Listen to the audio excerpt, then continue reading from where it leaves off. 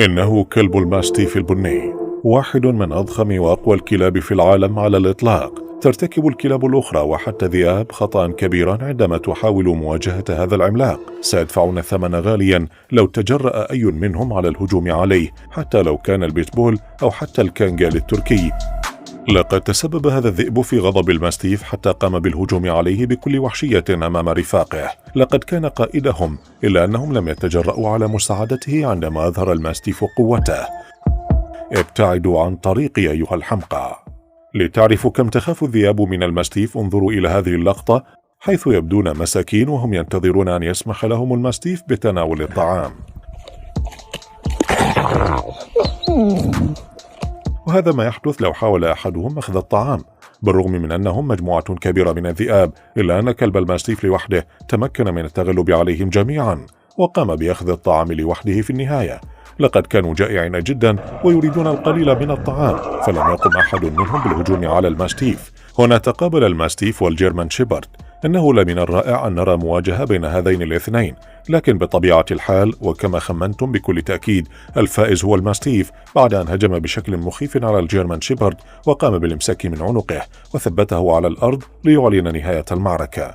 هذه واحدة من أشرس المواجهات بين البيتبول والماستيف. لقد دفع البيتبول الثمن لهذا الهجوم. كان الماستيف وحشيا جدا، وتمكن من إسقاط البيتبول بسرعة. أمسك به من عنقه وثبته على الأرض بدون أي حركة. لقد كان البيتبول في البداية من بدأ الهجوم، لكن النهاية كانت لصالح الماستيف، حتى أن البيتبول كان خصما سهلا بالنسبة له. هذه مواجهة أخرى حدثت بين هذين الاثنين الأقوى على الإطلاق. لقد كانت معركة مميتة فيما بينهم. لا يمكننا إنكار أن البيتبول كان خصما جيدا هذه المرة، لكن قوته لم تكن كافية لردع هذا العملاق. تم تثبيته مرة أخرى وانتهت المعركة لصالح الماستيف. هذا البيتبول يواجه الماستيف حتى الآن، لكن انظروا إلى هذه العيون المرعبة. أنا حقا لا أريد أن أواجه هذا الكلب في حياتي. بالرغم من أن الماستيف كان مربوطا والبيتبول حرا، إلا أن الماستيف أيضا تمكن من التغلب على البيتبول، فقد أمسك به ولم يتركه أبدا. لقد حطمه. هذه المواجهة حدثت في البرية، حيث التقى البيتبول بأحد كلاب الماستيف الكبيرة ونشبت بينهم معركة مميتة. لم يكن يجدر بالبيتبول الخوض في هذه المعركة، فدائما ما يخسر أمام هذا الكلب. يمكننا أن نرى كيف حاول الإفلات بكل السبل الممكنة، لكن الماستيف كان قويا جدا ولا يمكنه التخلص منه بسهولة.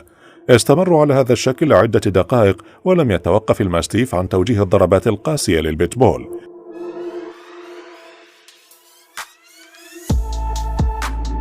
هذا واحد من المقاطع النادرة التي تم تصويرها للماستيف وهو في مواجهة النمر. من الجيد أن النمر داخل القفص، فلو خرج سيقطعه إلى أشلاء، لكن المدهش أن الماستيف كان شجاعا جدا ويريد القتال مع النمر، لكنه بالتأكيد لا يعرف قوة النمر. ما رأيكم أنتم؟ ماذا سيحدث لو تم خروج النمر إلى الماستيف خارجا؟ هذا لقاء بين الماستيف والذئاب. أترون؟ لقد هرب منه وكأنه بسرعة البرق. من الجيد أنه تمكن من أخذ الطعام.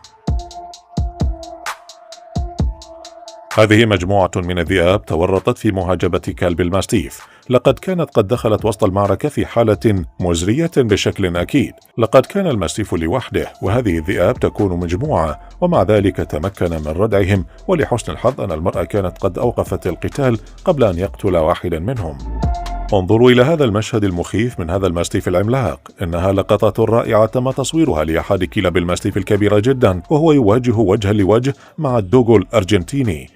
يعرف الدوغو الأرجنتيني بأنه من أقوى الكلاب في العالم، فقد صمم خصيصا لمهاجمة الخنازير البرية وقتلها بكل احترافية، لكن يبدو أنه لا يملك أي فرصة مع الماستيف. يقال أن الروت إير هو الكلب الأقوى على الإطلاق، لكن في هذا المقطع كانت الأمور مختلفة، فقد تبين لنا كيف كان من السهل جدا على الماستيف أن يمسك به بكل قوة. لقد تمكن من الإمساك برقبته وسيطر عليه بالكامل.